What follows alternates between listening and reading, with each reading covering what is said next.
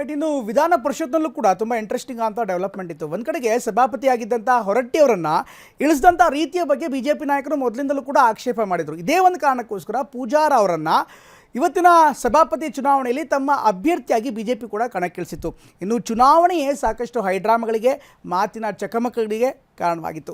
ಇದಾದ ಮೇಲೆ ಮುಖ್ಯಮಂತ್ರಿ ಡಿ ಕೆ ಶಿವಕುಮಾರ್ ಅವರು ಸದನಕ್ಕೆ ಆಗಮಿಸಿ ಒಬ್ಬೊಬ್ಬರೇ ನಾಯಕರ ಬಗ್ಗೆ ಪರಿಚಯ ಮಾಡಿಕೊಡ್ತಾ ಅತ್ತ ವಿಪಕ್ಷದ ನಾಯಕರನ್ನು ಕೂಡ ಹಾಡಿ ಹೊಗಳಿದ್ದಾರೆ. ಹಾಗಾದರೆ ಪರಿಷತ್ ಹೇಗಿತ್ತು ನೋಡೋಣ ಬನ್ನಿ. ಕರ್ನಾಟಕ ವಿರುದ್ಧವಾಗಿ ಒಟ್ಟು ಮೊದಲ ಪ್ರಸ್ತಾವನೆ ಮತಕ್ಕೆ ಹಾಕ್ತಾ ಇದ್ದೇನೆ. ಚುನಾವಣೆ ಯಾಕೆ ಬಂತು? ಸರ್ಕಾರ ಮೊದಲು ಚುನಾವಣೆ ಯಾಕೆ ಬರ್ತಾ ಇದೆ ಅನ್ನೋದನ್ನ ಸದನಕ್ಕೆ ತಿಳಿಸಿ. ಈಗ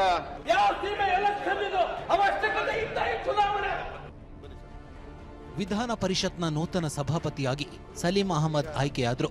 ಧ್ವನಿಮತದ ಮೂಲಕ ಸಭಾಪತಿಯಾಗಿ ಆಯ್ಕೆ ಮಾಡಲಾಯಿತು. 38 ಮತಗಳು ಪರ ಬಿದ್ರೆ 30 ಮತಗಳು ವಿರುದ್ಧವಾಗಿ ಬಿದ್ದಿವೆ. ನೂತನ ಸಭಾಪತಿಗೆ ಆಡಳಿತ ಪಕ್ಷ, ವಿಪಕ್ಷ ಸದಸ್ಯರು ಶುಭ ಕೋರಿದ್ರು. ಮಾಜಿ ಸಭಾಪತಿ ಬಸವರಾಜ ಹೊರಟ್ಟಿ ರಾಜೀನಾಮೆ ವಿಚಾರಕ್ಕೆ ಗದ್ದಲ, ಗಲಾಟೆ ನಡೆಯಿತು. ಮೊದಲ ಪ್ರಸ್ತಾವವನ್ನು ನಾನು ಅಧಿಕಾರಕ್ಕೆ ಮಂಡಿಸ್ತಾ ಇದ್ದೀನಿ, ತಗೊಳ್ತಾ ಇದ್ದೀನಿ. ಸರ್ಕಾರ ನುಣುಚಿಕೊಳ್ಳೋದನ್ನ ನಾವು ವಿರೋಧ ಮಾಡ್ತೇವೆ.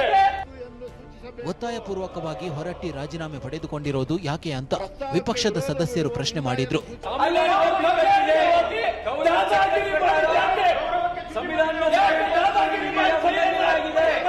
ಈಗ ಮಾಡಿ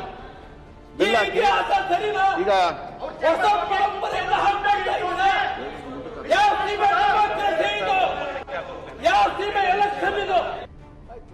ಗಲಾಟೆ ಮಾಡೋದ್ರಿಂದ ಏನು ಪ್ರಯೋಜನ ಇಲ್ಲ ಅಂತ ಬಸವರಾಜ ರಾಯರೆಡ್ಡಿ ಹೇಳಿದ್ರು. ಗಲಾಟೆ ಮಾಡಿಕೊಂಡು ಇದನ್ನು ಮಾಡಿಕೊಂಡು ಅದರ ಅವಶ್ಯಕತೆ ಇಲ್ಲ. ನಾವು ಚರ್ಚೆ ಮುಖಾಂತರ ಮಾತಾಡೋಣ, ಚರ್ಚೆ ಮುಖಾಂತರ ನಡೆಸೋಣ. ತಪ್ಪಿದ್ರೆ ಸರ್ಕಾರ ತಪ್ಪಿದ್ರೆ ನೀವು ಚರ್ಚೆ ಮುಖಾಂತರ ಮಾತನಾಡಿ. ಗಲಾಟೆ ಮಾಡೋದ್ರಿಂದ ಏನೂ ಪ್ರಯೋಜನ ಆಗೋದಿಲ್ಲ. ನಮ್ಮ ಸದಸ್ಯರಲ್ಲಿ ಅದಾಗಲಿ, ಅದಕ್ಕೊಂದು ಶಿಸ್ತು ಸಮಿತಿಯನ್ನು ತಾವು ಮಾಡ್ತೀರಿ. ದ್ವೇಷ ಮಾಡಕ್ಕೆ ಹೋಗುದಿಲ್ಲ. ನಾನು ದ್ವೇಷದ ರಾಜಕೀಯ ಮಾಡೋದಿಲ್ಲ ಅಂತ ಸಿಎಂ ಡಿಕೆಶಿ ಹೇಳಿದ್ರು. ಈ ಸೇವೆ, ಈ ಚೇರು ದುರುಪಯೋಗ ಮಾಡ್ಕೊಳಕ್ ಹೋಗುದಿಲ್ಲ, ದ್ವೇಷ ಮಾಡಕ್ ಹೋಗುದಿಲ್ಲ. Power comes for two things: to make more friends, to make more enemies. I want to make more friends. I want help everyone. What is permanent in life? Nothing is permanent life. ದುಡ್ಡು ನೋಡಿದೀವಿ, ಅಧಿಕಾರ ನೋಡಿದೀವಿ. ತಮಗೂ ಗೊತ್ತಿದೆ, ಕಾಲೇಜಲ್ಲಿ ಇದ್ದಂಗೆ ticket ಸಿಕ್ತವನು, ಚಿಕ್ಕ ವಯಸ್ಸಿನಲ್ಲೇ ಮದುವೆ ಹಾಕಿನ ಮುಂಚಿದಾಗ ಮಂತ್ರಿ ಆದವ್ ನಾನು. I have seen money in my life. ಎಷ್ಟೋ ಜನ ನೀನ್ ಯಾಕೆ ಇಷ್ಟು ಡಿಕ್ಲೇರ್ ಮಾಡ್ಕೊಳ್ತಾ ಇದ್ದೆ ಅಂತ ಹೇಳಿದ್ರೆ, ಇರೋದನ್ನ ಡಿಕ್ಲೇರ್ ಮಾಡ್ಕೊಳ್ತೇನೆ, ಯಾಕೆ ಮುಚ್ಚಿಡ್ಬೇಕು? ಯಾರು ಏನ್ ಬೇಕಾದ್ರೆ ಹಾಕೊಳ್ಳಿ, ಏನ್ ಬೇಕಾದ್ರೆ ಕೇಸ್ ಹಾಕೊಳ್ಳಿ.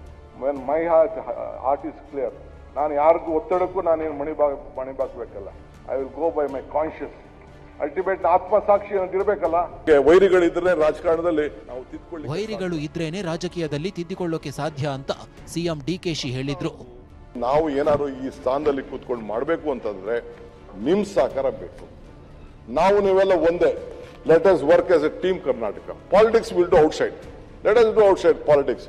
ನಾನು ಏನ್ ಬೇಕಾದ್ರೂ ಕರೀರಿ, CT ರವಿ ಏನ್ ಬೇಕಾದ್ರೂ ನನಗೆ ಬಿರುದು ಕೊಡ್ಲಿ, 1, 2, 3 ಬಿರುದು ಅಂತ ಸ್ಟಾರ್ ಕೊಡ್ಲಿ, ಇನ್ನೊಂದು ಏನಾದ್ರು ಬೇಕಾದ್ರೆ ಹೇಳಿ, ಎಲ್ಲ ಕೊಟ್ಟಿದ್ದಾರೆ. I welcome him. ಕ್ರಿಟಿಸೈಸ್ ಇರಬೇಕು, ತಪ್ಪೇನಿಲ್ಲ. ಅವಂತ ನನಗೆ ವೈರಿಗಳಿದ್ರೆ ರಾಜಕಾರಣದಲ್ಲಿ ನಾವು ತಿದ್ಕೊಳ್ಳಿಕ್ಕೆ ಸಾಧ್ಯ. ಸೊ ನಮ್ಮ ಪರಿಷತ್ನಲ್ಲಿ ಯತೀಂದ್ರ ಸಿದ್ದರಾಮಯ್ಯರನ್ನ ಸಿಎಂ ಡಿಕೆಶಿ ಹಾಡಿ ಹೊಗಳಿದ್ರು. ಸಭಾನಾಯಕನ ಪರಿಚಯ ಮಾಡಿಕೊಳ್ಳುತ್ತಲೇ ಯತೀಂದ್ರಗೆ ನ್ಯೂ ಹೀರೋ ಅಂದ್ರು. ಸೊ ನಮ್ಮ ನಮ್ಮ ಹೀರೋ, ನ್ಯೂ ಹೀರೋ, ನಿಮ್ ಲೀಡರ್ ಅವರು. Thank you. ಬಸಂತಪ್ಪನವರು. ಸೊ ಇದು ನನ್ನ ಟೀಮ್ ಅಧ್ಯಕ್ಷರೇ.